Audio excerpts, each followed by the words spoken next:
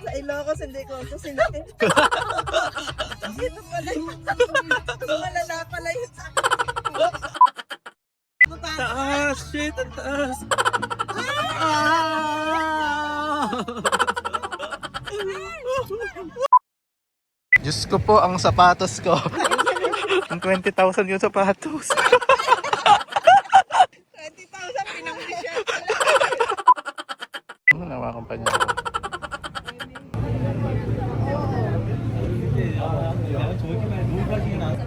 Thank you.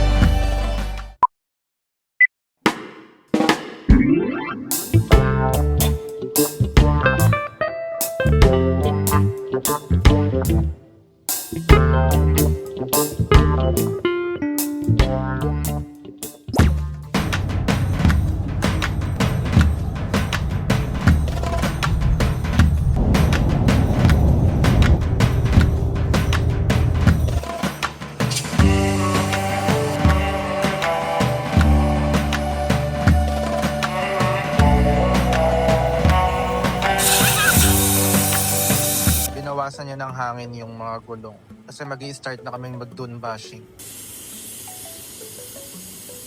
A few inches later.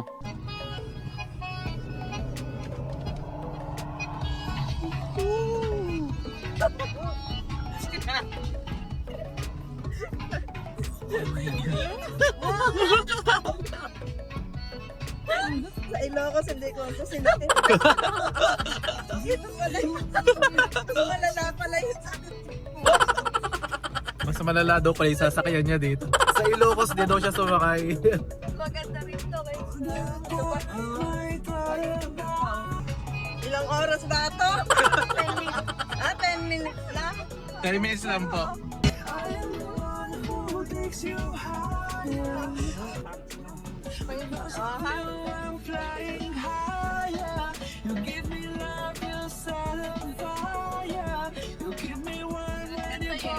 Yung gitna. Wow. Ganda nga, pero yung maganda yan, nakakatakot.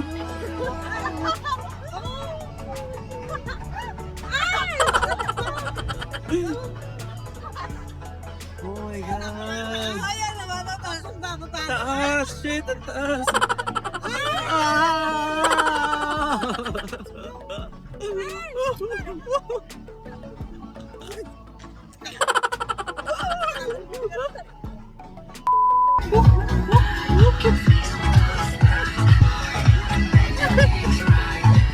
Ganito pala yung pakiramdam ng dukat. Diyos ko po, ang sapatos ko. Ang 20,000 yung sapatos. 20,000 pinang-t-shirt ko lang.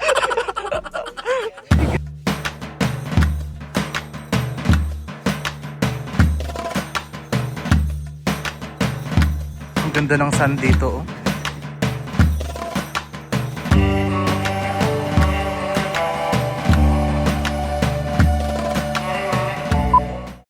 What's up mga kawaldas? I hope you're having a great day. It's Mark Ulysses and welcome back to my channel. For today's video, nandito kami ngayon sa Al Ain para mag-desert safari. Binook lang namin to online through WhatsApp. Ilalagay ko na lang dito sa video kung ano yung pangalan ng agency na pinagbukan namin at kung magkano. Door to door pickup nga pala ito. Ito, nandito na kami sa location ng desert safari.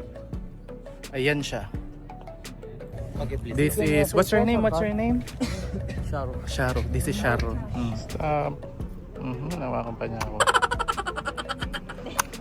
Thank you.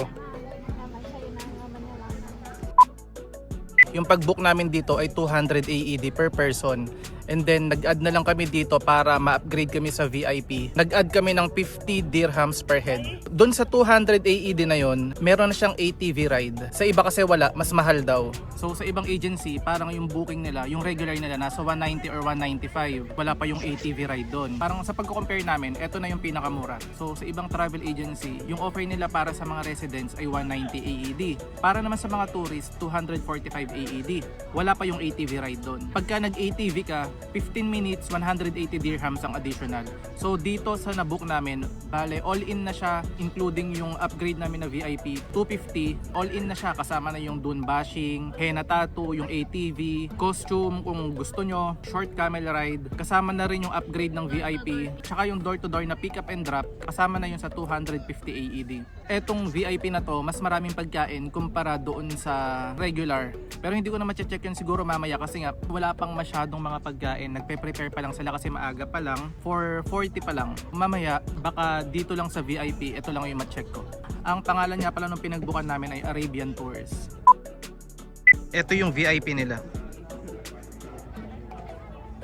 Tapos, ito yung buffet area. Ayan. Pagdating nyo dito, pwede naman na kayo agad kumuha ng drinks ninyo kasi yan pa lang din naman yung available. Ito yung pang sa mga regular. Yung non-VIP. Yan. Ito yung stage nila. So, ito yung table namin. Ito yung mga drinks, may Sprite, may Coke, may mga juice. Ito naman yung grilling station. So, ayan, pine-prepare pa lang niya.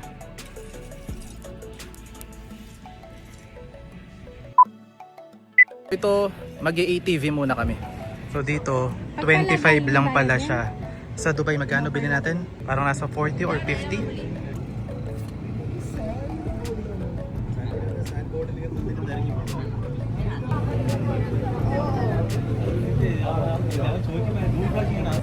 Thank you. Parang feeling namin, dito lang kami mag-ATV.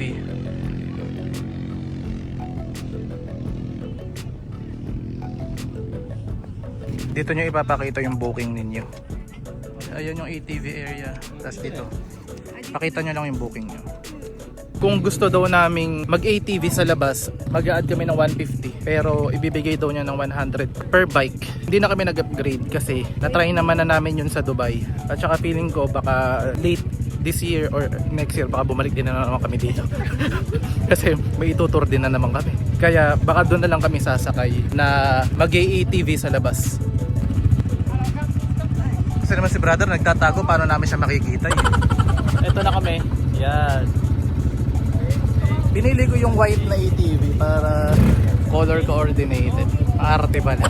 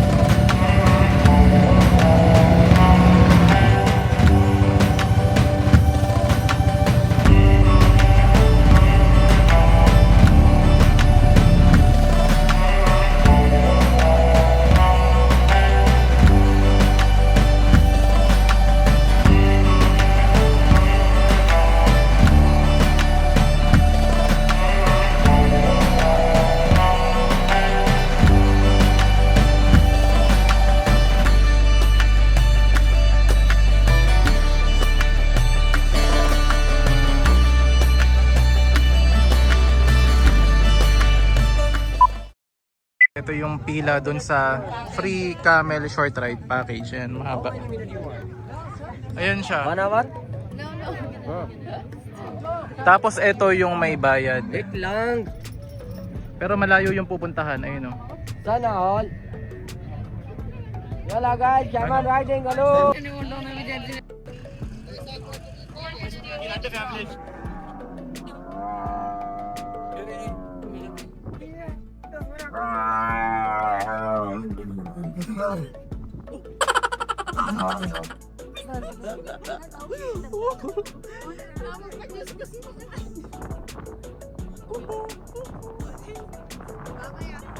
Malaglag ako dito.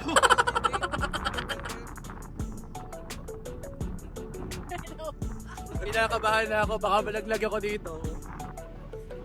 Malaglag ka na, maglagay sa cellphone. Hindi pwede na malaglag ng cellphone natin, nahulog na. Ay, pwede naman. Nakikita ba kayo dyan? Ay, baka naman di ko na video, tingnan mo nga sa relo. Ay, hindi na video? Ay, hindi, naka-video yan. Naka-video, hindi. Hindi. Hawak na muna ako, babay. Kasi baka bumagsak ako mamaya. Ayan na na, huwag kang ewan. Bababa na po, hawak po kayo mabuti. Isa pa po, isa pa po. Isa pa po, yeah.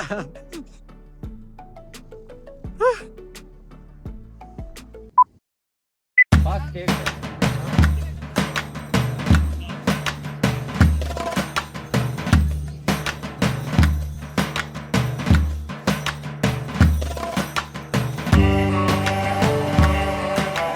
Yung sandboarding, Alana? Meron bang sandboarding pero para ang layo. Nakakatamad pumunta. Nagugutom na kami.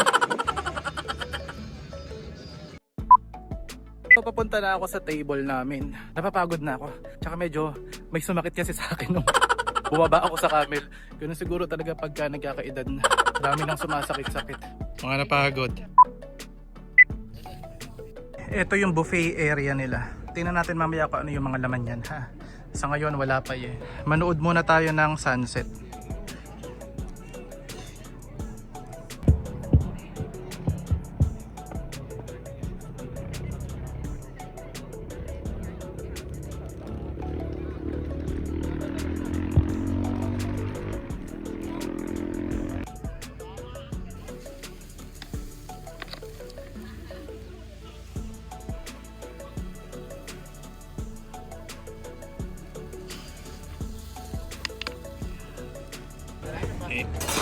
Ito yung salad station nila.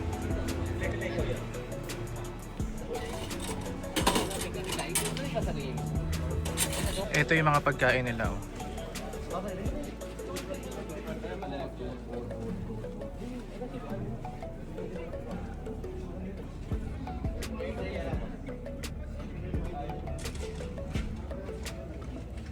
Ang babango.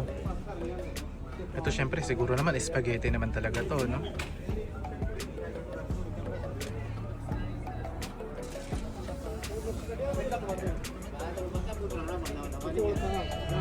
Ang bango.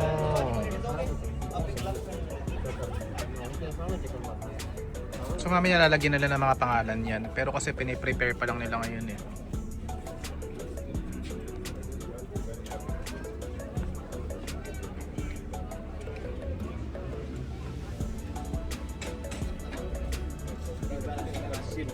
Bango, chicken.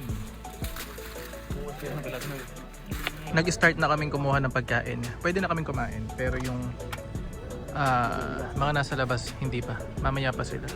So, isa lang to sa mga advantages ng VIP. Maauna kayo sa lahat. Sila mamaya-maya pa siguro. Parang konti lang yung pagkain. Kumpara sa sinabi niya kaninang marami. So, ito yung kinuha ko. Spaghetti, chicken. Hindi ko alam yung mga pangalan. Hindi naman nalalagyan ng pangalan yung mga pagkain. Basta kumuha na lang ako ng mukhang masarap. Fire show. What? I'm saying fire. Sarap ng yellow rice.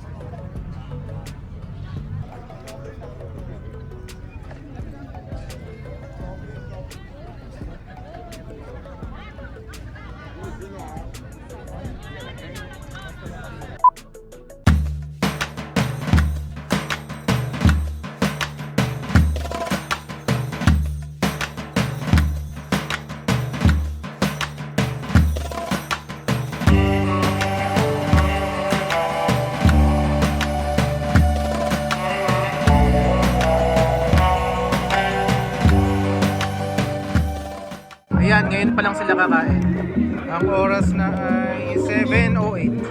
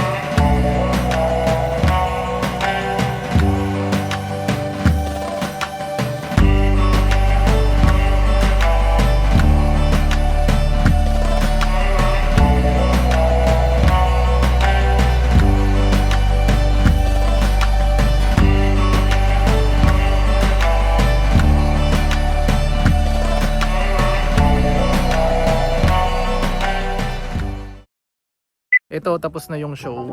Pauwi na kami. Yung belly dance, yun na yung pinaka-last.